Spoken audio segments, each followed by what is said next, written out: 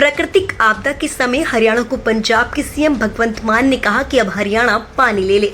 इस पर कैबिनेट मंत्री कंवरपाल गुर्जर ने कहा कि वह जो उनका कमेंट था, भगवंत मान पहले कॉमेडियन रहे हैं तो शायद वह पिछले वाला असर आ गया होगा, इसलिए इस प्रकार के शब्दों का प्रयोग किया। एक मुख्यमंत्री के लिए इस प्रकार के शब्दों का प्रयोग ठीक नहीं है।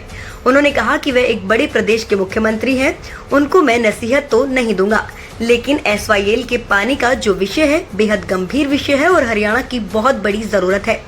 पंजाब से पानी पाकिस्तान जा रहा है और वहां वह नुकसान कर रहा है।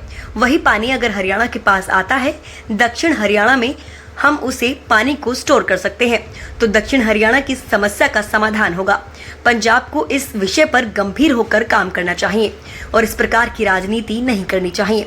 दिल्ली में वे कहते हैं पानी चाहिए और पंजाब में कहते हैं कि पानी जाने देंगे, पानी नहीं जाने देंगे। पानी पाकिस्तान में जाएगा तो इनको कोई समस्या नहीं है, लेकिन हरियाणा में जाएगा तो उससे दिक्कत है।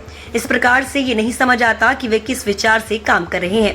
माननीय सुप्रीम कोर्ट के आदेशों को पालना करवाना और पालन करना सरकार की जिम्मेदारी होती है। पंजाब सरकार सुप्रीम कोर्ट के आदेशों की पालना करे और हरियाणा के हक का पानी हरियाणा को दे। कैबिनेट मंत्री कंवरपाल गुर्जर ने बताया कि कल जगाधरी विधानसभा में अल्पसंख्यक मोर्चा सम्मेलन जाटों वाला गांव होने जा रहा है और ये एक विशाल सम्मेलन होगा। भारतीय जनता पार्टी के साथ जुड़े मुस्लिम कार्यकर्ताओं की बड़े लंबे समय से मांग थी और उनके द्वारा ये कार्यक्रम रखा गया है। उन्होंने बताया कि इस बार काफी बड़ी संख्या में मुस्लिम सरपंच जीत कर आए हैं। वहीं मुस्लिम समाज के लोगों को पहले डराया जाता था कि भाजपा उनके खिलाफ है, RSS आपके खिलाफ है, इस प्रकार से उनको बहकाया जाता था। लेकिन उन्होंने 10 सालों में सरकार का सारा व्यवहार देखा है, जिस प्रकार नरेंद्र मोदी पूरे देश की जनता के लिए काम कर रहे हैं और इसी प्रकार हरियाणा में मनोहर लाल खट्टर पूरे प्रदेश की जनता को अपना परिवार मानकर काम कर रहे हैं। आज ऑनलाइन प्रणाली से सब काम अपने आप हो रहे हैं। शहरी क्षेत्र से लेकर ग्रामीण क्षेत्रों में बिना किसी भेदभाव के काम किया जा रहा है। इन सभी जन कल्याणकारी नीतियों से सभी प्रभावित हुए। आज उन्हें किसी का डर नहीं है। उन्होंने भी देखा है कि सरकार किस प्रकार से सभी वर्गों के लिए काम कर रही है। यमुनानगर से राकेश भारती की रिपोर्ट। तमाम खबरों के लिए बने रहिए हमारे साथ, देखते रहें खबर आज। देखिए, ये एक सम्मेलन जो हमारे मुस्लिम कार्यकर्ता हैं सारे, उनकी बहुत दिन से डिमांड थी कि हम एक प्रोग्राम करना चाहते हैं।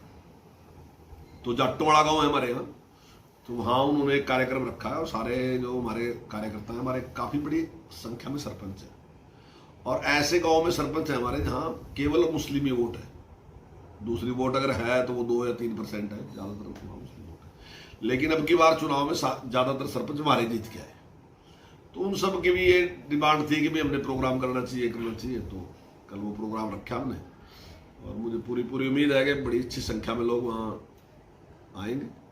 और आज वो लोग जिनको पहले डराया जाता था कि BJP आपके खिलाफ है, जनसंघ आपके खिलाफ है, RSS आपके खिलाफ है, इस प्रकार से उनको बहकाया जाता था। लेकिन अब उन्होंने 10 साल में सारा व्यवहार देख लिया। उन्होंने देखा कि मोदी जी किस प्रकार का व्यवहार कर रहे हो, कह रहे भाई मैंने 135 करोड़ के लिए काम करना। मुख्यमंत्री जी कह रहे हैं हरियाणा एक हरियाणवी एक, मैंने 3.25 करोड़ के लिए काम करना। ये केवल नारा नहीं है 3.25 करोड़ के लिए काम करना, मुख्यमंत्री जी ने उसको सिस्टम बना दिया ऐसे। और जिस प्रकार से उन्हें अब जिनकी आमदन कम थी उनके BPL कार्ड जो बन के घर गए, जो गरीब आदमी था जिस प्रकार उसको आयुष्मान कार्ड दिया गया, वो कार्ड उसके घर बन के गया। जिस व्यक्ति की पेंशन लग गई उसकी अपने आप लगने लग रही। गांव में डेवलपमेंट का काम था उसको बिना भेदभाव के पैसा पंचायत के पास जा रहा। तो इन सब चीजों से बहुत बड़ी संख्या में प्रभावित है। डेवलपमेंट के काम जितने इस सरकार में और जिस निष्पक्षता के साथ है, तो आज वो बहुत बड़ा बदलाव उनमें रहा। वो सोच रहे कि आज तक डरा के हमसे वोट लेते रहे, तो वो डर समाप्त हो रहा। और वो कहते हैं कि ये सरकार जो है अच्छी सरकार है। नरेंद्र मोदी जी के नेतृत्व में देश जिस प्रकार से तरक्की कर रहा है, मनोहर लाल जी के नेतृत्व में जिस प्रकार से हरियाणा में निष्पक्षता के साथ काम हो रहा, तो स्वाभाविक है कि वो बढ़ रहा उस में भी काम, उस वर्ग में भी हमारा काम बढ़ रहा। तो उस सारे को देख के उन्होंने कार्यक्रम कल रखा है 10 बजे जाटोवाड़ा में। तो बड़ी संख्या, मुझे उम्मीद है कि बड़ी संख्या में लोग उसमें भाग लेंगे। कि वो जो भी कमेंट था उनका, मैं समझता हूँ वो पहले मान साहब जो थे ना, वो इस प्रकार के काम करते थे, इस प्रकार के वीडियो बनाते थे, कॉमेडी वगैरह करते थे, तो शायद वो पिछले बड़ा सा रह गया। तो उस प्रकार से उन्होंने उन शब्दों का प्रयोग कर लिया। एक मुख्यमंत्री के लिए इस प्रकार के शब्दों का प्रयोग मैं नहीं समझता कि ठीक है, आप बहुत बड़े प्रदेश के मुख्यमंत्री हैं और बहुत बड़ी जिम्मेदारी है, तो मैं समझता हूँ ये जो शब्द थे वो ठीक नहीं। तो सर मैं क्या नसीहत दूंगा, वो मुख्यमंत्री है और बड़े प्रदेश के मुख्यमंत्री है, मैं क्या उनको नसीहत दूंगा? मैं नसीहत तो दूंगा, पर मैं ये जरूर कहूंगा कि जो पानी का विषय है काफी गंभीर विषय है और हरियाणा की बहुत बड़ी जरूरत है। और जो पानी पाकिस्तान दे रहा है, वहां नुकसान कर रहा है पाकिस्तान में, जिसका ऐतराज करते हैं, तो वही पानी अगर हरियाणा के पास आता है और दक्षिण हरियाणा में उस पानी को हम स्टोर करते हैं, तो मैं समझता हूँ दक्षिण हरियाणा की समस्या का समाधान होगा। और जो दूसरे देश में पानी दे रहा है, जो उनका भी नुकसान कर रहा है, तो उनकी भी समस्या का समाधान होगा। तो हमें ऐसे ही काम करना चाहिए जिसमें सबका लाभ हो। कि अभी ये तो सारी जगह कहीं ना कहीं भ्रष्टाचार का आरोप लगाएंगे, क्योंकि अपने आप तो कभी ऐसा काम किया नहीं ना जी। भावंतर भरपाई का मेरा ख्याल आइडिया भी था किसी के पास, ना कांग्रेस के पास आइडिया था, ना इंडियन नेशनल लोकदल के पास आइडिया था इस प्रकार का।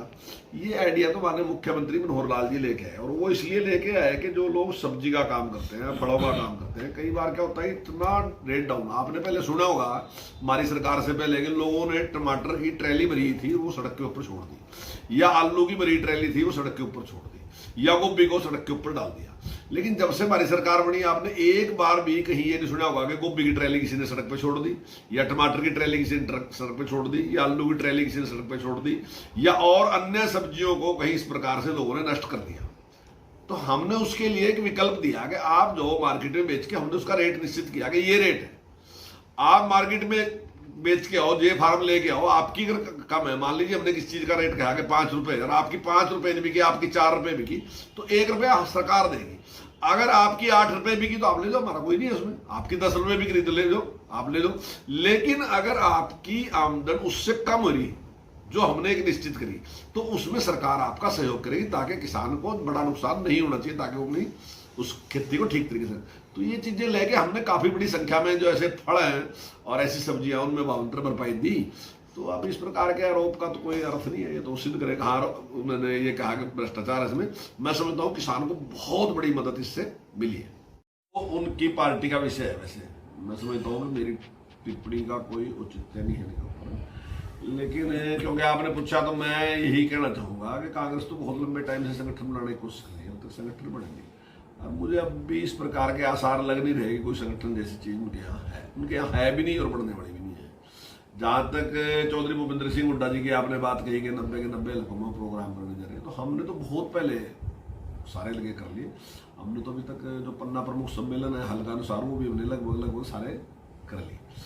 तो पार्टी की बहुत अच्छी तैयारी है, तो कांग्रेस उस मुकाबले में हमारे कहीं ठहरती है।